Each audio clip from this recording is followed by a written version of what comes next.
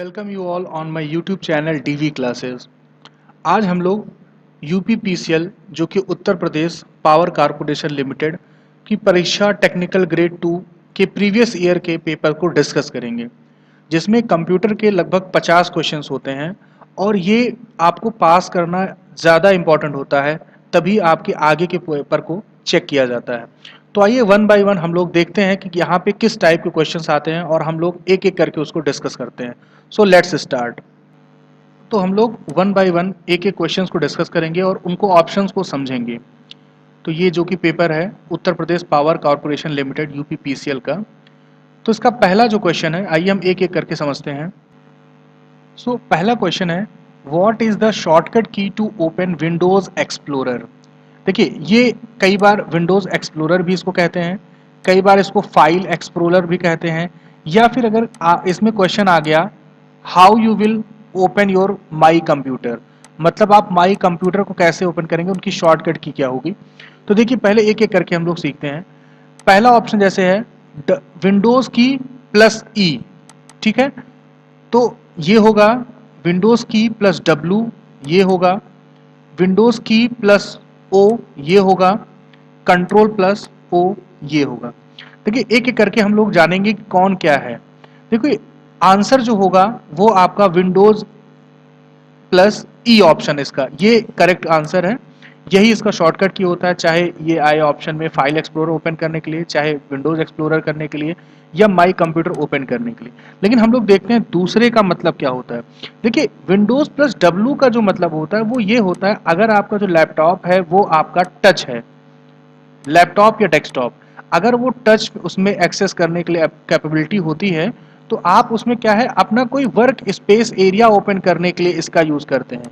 तो control plus W उसके लिए होता है, आपके टच स्क्रीन लैपटॉप पर वर्क स्पेस एरिया ओपन करने के लिए होता है। विंडोज प्लस ओ का जो यूज होता है वो होता है आपका लॉक स्क्रीन ओरिएंटेशन को चेंज करना। इसका जो काम होता है वो होता है लॉक स्क्रीन ओरिएंटेशन को चेंज करना। ओके, सो ये लास्ट जो ऑप्शन है वो है कंट्रोल प्लस ओ। देखिए ये फाइल को ओपन करने का शॉर्टकट की होता है, जो कि हम जिससे कंट्रोल प्लस ओ से किसी भी एप्लीकेशन में हम अपनी पुरानी फाइल को ओपन कर सकते हैं। सो देखिए आप यहाँ पर जो आंसर है विंडोज प्लस ई। हम लोग अपने दूसरे क्वेश्चन पे चलते हैं। दूसरा क्वेश्चन है, which of the following provides internet access by transmitting digital data over telephone line. मतलब टेलीफोन लाइन पर डिजिटल डेटा जो ट्रांसफर होता है, जिसके थ्रू इंटरनेट एक्सेस किया जाता है, वो इसमें से कौन सी लाइन यूज किया जाता है। तो पहला ऑप्शन है लीज्ड लाइन, दूसरा ऑप्शन है डिजिटल सब्सक्राइबर लाइन, तीसरा है डिजिटल सिग्नल लाइन। देखिए जो आंसर आपका है वो है लीज्ड लाइन। देखिए लीज लाइन क्या होता है, लीज लाइन एक ऐसा लाइन होता है जिस पर किसी दो सिस्टम, चाहे वो जितने भी दूर हैं, उनको कनेक्ट करके उनके ऊपर क्या करते हैं, डेटा को ट्रांसमिट करते हैं, जिसके थ्रू क्या करता है, इंटरनेट एक्सेस किया जाता है। ये आपका लीज लाइंस का मतलब होता है। डिजिटल सब्सक्राइबर लाइन क्या होता है, डिजिटल सब्सक्राइबर लाइन में आप दो सिस्टम को, आप दो टेलीफोन एक्सचेंज को आप कनेक्ट तो कर लेते हैं, लेकिन इनके जो एक्सेस होता है वो सिर्फ डेटा को ट्रांसफर किया जाता है। डेटा मीन्स आप एक दूसरे से बात कर सकते हैं फोन पे, मतलब इस पे इंटरनेट एक्सेस नहीं होता है। और जो थर्ड है डिजिटल सिग्नल लाइन। देखिए डिजिटल सिग्नल लाइन क्या होता है, डिजिटल सिग्नल लाइन जैसे आपका कोई सिग्नल है, ठीक है, जब वो सिग्नल जिस तरह से वो चलता है उसका वेब फॉर्म जो होता है, तो जैसे 1 है 0 है, तो ये जो डेटा है, ये वो जो ग्राफ का जो ये डेटा है, इसको रिप्रेजेंट करने के लिए आपका डिजिटल सिग्नल लाइन की जरूरत होती है। सो the answer is leased line. Leased line एक ऐसी लाइन होती है जिसके थ्रू, एक टेलीफोन लाइन के थ्रू एक सिस्टम से दूसरे सिस्टम पे हम इंटरनेट को एक्सेस कर सकते हैं। सो हमारा थर्ड जो क्वेश्चन है वो लिखा है, द शॉर्टकट की used for pasting text from clipboard.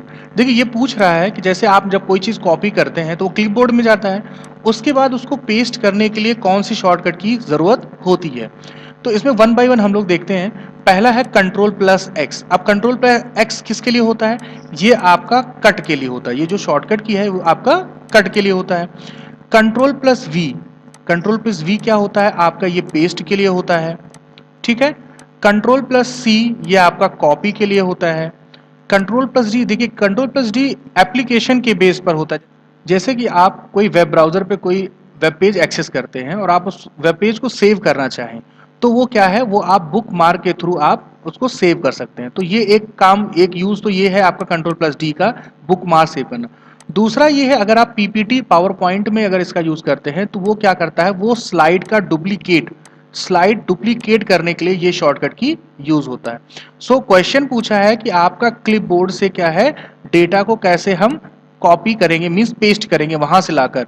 तो द आंसर इज पेस्ट, चूंकि कंट्रोल+V जो है वही आपका शॉर्टकट की होता है किसी भी टेक्स्ट को क्लिपबोर्ड से पेस्ट करना। इसके बाद हम लोग अपने क्वेश्चन नंबर 5 पर आते हैं। क्वेश्चन नंबर 5 पे क्या है, क्वेश्चन कह रहा है what is the shortcut key to display hyperlink. What is the shortcut key to display hyperlink dialog box in a document. देखिए पहली बात हमें पता होना चाहिए हाइपरलिंक होता क्या है। हाइपरलिंक मतलब होता है एक ऐसी ये फाइल होती है या इमेज होता है या टेक्स्ट होता है, जो कि जब हम इस पर लेके माउस जाते हैं और हम क्लिक करते हैं तो क्या होता है, इससे रिलेटेड कोई एक दूसरी फाइल ओपन हो जाती है, मतलब एक कहीं ना कहीं ये फाइल इस फाइल से लिंक्ड होती है, तो इसलिए इसको हाइपरलिंक बोलते हैं। तो इसका शॉर्टकट की पूछा है, पहला आपको दिया है कंट्रोल+H।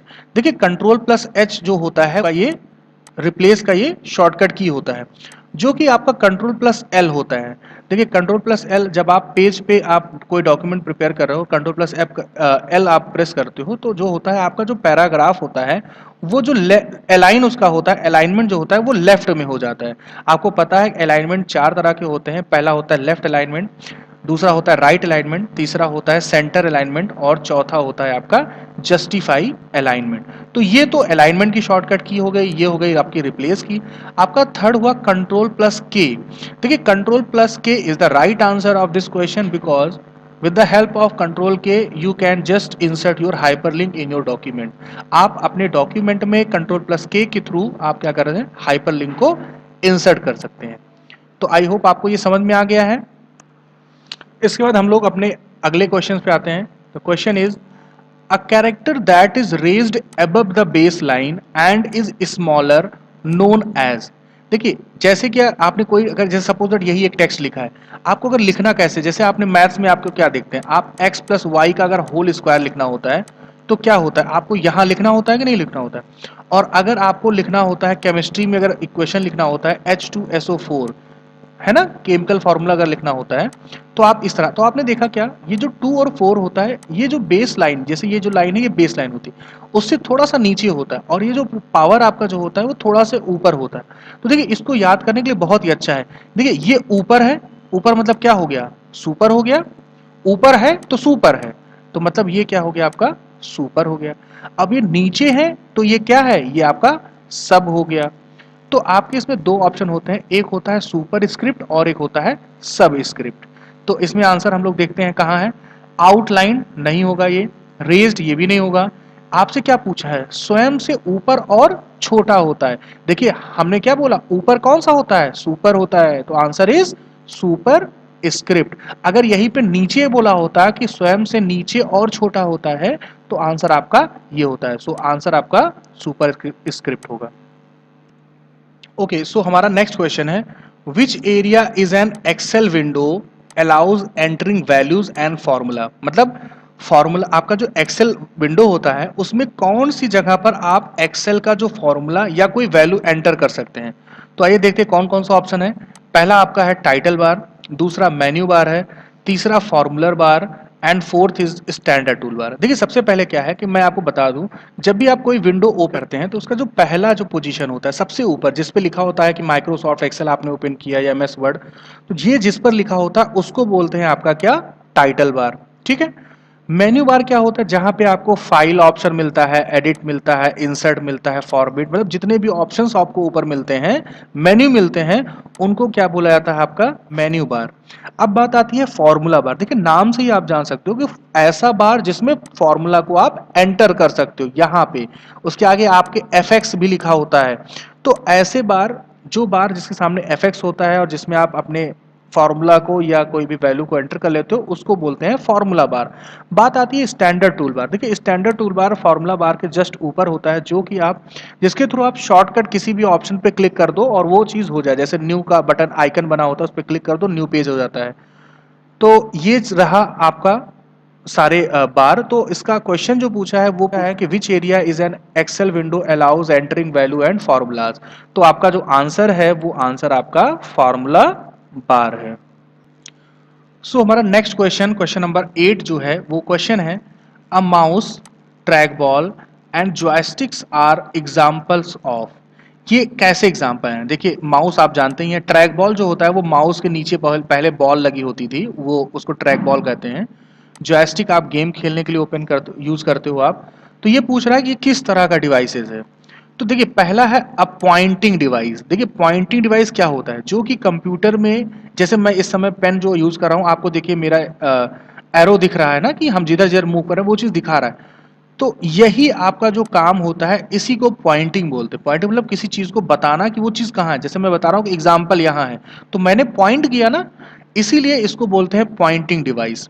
तो ये मैं किसके थ्रू कर रहा हूं, या तो पेन के थ्रू कर रहा हूं या तो माउस के थ्रू कर रहा हूं। तो कहीं ना कहीं आपका जो आंसर है वो तो ये है, लेकिन हम लोग समझे कि और चीजें क्या होंगी। देखिए, पेन इनपुट डिवाइसेस।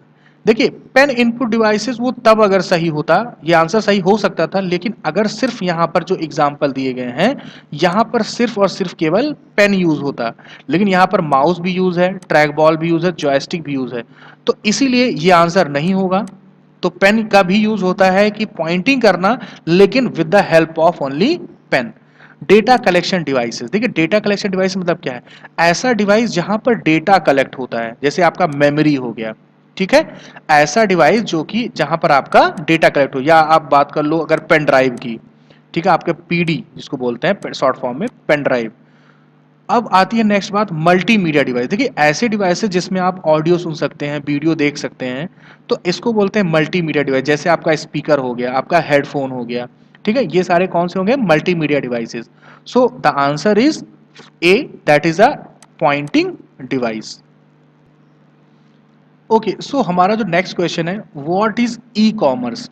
देखिए, ई कॉमर्स का मतलब क्या होता है, सबसे पहले जो ई का मतलब होता है वो होता है इलेक्ट्रॉनिक, ठीक है। और कॉमर्स मतलब क्या होता है, जब हम किसी चीज को खरीदते या बेचते हैं। तो देखिए, कौन सा आंसर सही होगा, कौन सा आंसर सही होगा, buying and selling of computer product. Computer product को खरीदना या बेचना, ऐसी चीजों को खरीदना या बेचना जो कि स्टोर्स पे उपलब्ध नहीं है। Buying and selling of international goods, जब हम अपने देश के बाहर की कोई चीजों को खरीदते या बेचते हैं। Buying and selling of product and services over the internet, किसी चीज को खरीदना या बेचना जब हम किसके थ्रू करते हैं, वो जो कि इंटरनेट के थ्रू। तो आपको ये पढ़कर ही समझ में आ गया होगा, तो ये सारे आपका जो ऑप्शन है वो है आपके रॉन्ग। तो आंसर इज डी, क्योंकि हम क्या है, जैसे फ्लिपकार्ट हो गया, अमेजन हो गया, जिससे क्या कर रहे हैं, हम चीजों को खरीद रहे हैं किसके थ्रू, इंटरनेट के थ्रू। तो ये हमारा ई कॉमर्स है। नेक्स्ट हमारा क्वेश्चन है, question number 10, if you want to improve the performance of your PC you need to upgrade. जैसे आप अपने कंप्यूटर की अगर स्पीड परफॉर्मेंस को बढ़ाना चाहेंगे तो आपको किसको बढ़ाना होगा। पहला बात आया सीपीयू, दूसरा आता है मॉनिटर, तीसरा होता है keyboard, and fourth one is none of these. देखिए, पहला सीपीयू है, दूसरा मॉनिटर। देखिए, मॉनिटर का मतलब क्या है, सिर्फ मॉनिटर का काम किस लिए होता है, ये डेटा को डिस्प्ले करने के लिए, ठीक है, ये मॉनिटर का काम होता है। कीबोर्ड का काम किस लिए होता है, डेटा को क्या करने के लिए, आपका इनपुट करने, जैसे आपको कोई नाम लिखना है, कुछ भी लिखना है, तो वो आप कीबोर्ड के थ्रू लिख सकते हैं। बट ये जो सीपीयू है, जिसका फुल फॉर्म होता है सेंट्रल प्रोसेसिंग यूनिट, यही आपका मेन पार्ट होता है कंप्यूटर का, जो कि सारा मैनेजमेंट यही करता है। इसलिए इसको अगर आप इसकी स्पीड को बढ़ाते हैं, इसकी परफॉर्मेंस को बढ़ाते हैं, तो ऑटोमेटिक आपकी कंप्यूटर की परफॉर्मेंस बढ़ जाएगी। तो the answer is A. So हमारा नेक्स्ट क्वेश्चन है, control, shift and alt are called. मतलब जो आपके कीबोर्ड में बटन होते हैं, कंट्रोल बटन होता है, शिफ्ट बटन होता है, ऑल्ट बटन होता है, वो क्या कहलाते हैं। फर्स्ट जो ऑप्शन है वो है एडजस्टमेंट कीज, सेकंड जो आपका है फंक्शन कीज, थर्ड आपका modifier keys, and fourth is alpha numeric keys. देखिए, एडजस्टमेंट की मतलब क्या होता है, जैसे आपके कीबोर्ड में कुछ ऐसे बटन होते हैं जिससे आपका जो है साउंड जो है, आपका जिससे साउंड, आपका वॉल्यूम जो है वो कम ज़्यादा हो सकता है, आपके जो ब्राइटनेस है वो क्या होंगे, आपके कम ज़्यादा हो सकते हैं। मतलब क्या है, किसी ना किसी चीज़ को एडजस्ट करना, ऐसी की को क्या बोलते हैं? Adjustment keys. ये मोस्टली आपके फंक्शन कीज में होते हैं, है ना, तो आपके एरो कीज में होते हैं। ये सारे काम क्या होते हैं? एडजस्टमेंट की के होते हैं। फंक्शन की आपको पता है, फंक्शन की टोटल कितने होते हैं? टोटल ये 12 होते हैं, जो कि F1 से लेकर आपके F12 तक जाते हैं, जो कि F1 से लेकर F12 तक जाते हैं। आपका जो मॉडिफायर कीज होते हैं आपके, यही जो होते हैं कंट्रोल, शिफ्ट, आल्ट, ये सारे की क्या कहलाते हैं? आपके मॉडिफायर कीज। आपके जो लास्ट वन अल्फा न्यूमेरिक, देखिए आपका ए बी सी करके क्या होता है? जेड तक होता है। आपका 1 से लेकर 9 या 0 से लेकर 9 आप कह सकते हैं। तो मतलब क्या होता है? ये अल्फा न्यूमेरिक, अल्फा मीन्स होता है अल्फाबेट एंड न्यूमेरिक मीन्स होता है नंबर। ऐसे कीज जो कि अल्फाबेट और न्यूमेरिक दोनों का काम करते हैं वो होते हैं अल्फा न्यूमेरिक की। तो आंसर आपका जो होगा वो होगा मॉडिफायर कीज। ठीक है, तो कंट्रोल, शिफ्ट और ऑल्ट क्या कहलाते हैं? आपके मॉडिफायर कीज। नेक्स्ट हमारा 12 नंबर का जो क्वेश्चन है वो क्या है? The removal of errors from computer software is called. जैसे कोई सॉफ्टवेयर में कोई अगर प्रॉब्लम आ जाती है, जब हम उसको रिमूव करते हैं तो उसको क्या बोलते हैं? तो पहला ऑप्शन है इंटरप्रेटिंग, दूसरा होता है ट्रांसलेटिंग, तीसरा debugging and fourth one is compiling. देखिए इंटरप्रेटिंग क्या होता है? इंटरप्रेटिंग एक्चुअली देखिए होता क्या है कि कंप्यूटर जो हमारा होता है वो सिर्फ हमारा जो कंप्यूटर वो 1 और 0 मीन्स बाइनरी नंबर को ही वो समझता है, वो और कुछ भी नहीं समझता है। कंप्यूटर जो है वो सिर्फ और सिर्फ बाइनरी नंबर को समझता है। तो जब हम कंप्यूटर में कोई चीज़ एंटर करते हैं तो वो क्या करता है? वो हमारे प्रोग्राम को क्या करता है? ट्रांसलेट करता है, किसमें? 1 0 के फॉर्म में। तो अगर वो फॉर्म को जो हमने लिखा है और उसको वो ट्रांसलेट कर रहा है लाइन बाय लाइन, क्या है? लाइन बाय लाइन अगर उसको ट्रांसलेट करता है तो that is known as interpreting. इसको इंटरप्रेटिंग बोलते हैं या इंटरप्रेटर बोलते हैं। अब ट्रांसलेटिंग क्या करता है? देखिए ट्रांसलेटिंग एक तरह का ऐसा प्रोग्राम होता है जो कि हमारी लैंग्वेज को कंप्यूटर की लैंग्वेज में कन्वर्ट करता है या फिर कंप्यूटर की लैंग्वेज को हमारी लैंग्वेज में कन्वर्ट करता है। ऐसे प्रोग्राम को ट्रांसलेटिंग प्रोग्राम कहते हैं। Next is C, debugging. देखिए एक्चुअली डीबगिंग एक प्रोसेस होता है, जैसे आपका कोई प्रोग्राम है और इसमें कोई एरर है, इन्हीं एरर को रिमूव करने का जो प्रोसेस होता है वो होता है आपका डीबगिंग। देखिए यही क्वेश्चन पूछा था ना कि ऐसा कौन सा प्रोसेस है, उस प्रोसेस को क्या बोलते हैं जिससे क्या है हम प्रोग्राम के एरर को रिमूव करते हैं, तो वो प्रोसेस आपका हो गया डीबगिंग। अब देखिए लास्ट वन ऑप्शन जो है कंपाइलिंग। कंपाइलिंग देखिए क्या होता है? देखिए कभी भी जो प्रोग्राम जो हमने अभी बताया कि ट्रांसलेट करना होता है उसको कंप्यूटर की लैंग्वेज में, तो अगर उस प्रोग्राम को लाइन बाय लाइन अगर वो कन्वर्ट कर रहा है तो that is known as interpreter. अब उसी प्रोग्राम को अगर एक बार में क्या करता है, उसने कन्वर्ट कर दिया एक बार में, तो उसको क्या बोलेंगे हम? कंपाइलिंग। तो आपको आई थिंक ये सारे ऑप्शन क्लियर हो गए होंगे। Okay, so our next question is which of the following is an example of a communication device. देखिए कम्युनिकेशन मतलब क्या होता है? जब हम दो कंप्यूटर के बीच में हमें डेटा ट्रांसफर करना होता है, किसी तरह से इनको एक दूसरे से लिंक करना होता है, तो हमें इनके बीच क्या होता है? कम्युनिकेशन को इस्टेब्लिश करना होता है। तो अब इनको कम्युनिकेशन को इस्टेब्लिश करने के लिए किसी न किसी डिवाइस की ज़रूरत होती है। तो वो डिवाइस में इसमें से कौन सी डिवाइसेस होती हैं? तो आपको पता है कि कीबोर्ड का काम क्या होता है? हम डेटा को एंटर करने के लिए, इनपुट करने के लिए करते हैं। कोई भी चीज़ हमें लिखना हो तो हम कीबोर्ड का यूज़ करते हैं। Printer is an output device. देखिए यहाँ से हम ये भी समझ लेंगे, हम डेटा को जब अंदर भेज रहे हैं कंप्यूटर में, that is known as input device, इसलिए कीबोर्ड आपका इनपुट हो गया। प्रिंटर क्या है? आपके डेटा को एक पेज में क्या किया? आउटपुट कर दिया, प्रिंट कर दिया। तो इस प्रोसेस को आपको आउटपुट बोलते हैं, और ये जो प्रिंटर है इसका काम जो होता है वो प्रिंट आउट निकालने का होता है। माउस, माउस भी एक आपका इनपुट डिवाइस है, जिसके थ्रू हम देखिए जैसे हमने आपको कोई फोल्डर पे क्लिक करना है, किसी फाइल पे क्लिक करना है, सेलेक्ट करना है, तो उसका काम होता है माउस। देखिए मॉडेम, जी हाँ यही आंसर आपका है इसका। देखिए मॉडेम का जो फुल फॉर्म होता है उसको बोलते हैं मॉड्यूलेशन डिमॉड्यूलेशन। ठीक है, अब मॉडेम का ही वो वर्क होता है कि एक कंप्यूटर से दूसरे कंप्यूटर के बीच में कम्युनिकेशन स्टैब्लिश करना। So the correct answer is D, modem. So our next question is question number 14. Which key deletes the characters to the left of the cursor. जैसे आपका कोई कर्सर अगर यहाँ है, अगर इधर की चीज को मिटाना हो तो कौन से बटन का यूज करेंगे? तो पहला है एंड। देखिए एंड का जो बटन का यूज होता है, जैसे हम देखिए हमने कई ढेर सारे पेज इसमें एक दूसरे में हैं इस फाइल में, अगर हमें सबसे आखिरी पेज के सबसे आखिरी में जाना होगा तब हम इसका यूज करते हैं एंड बटन का यूज, ठीक है।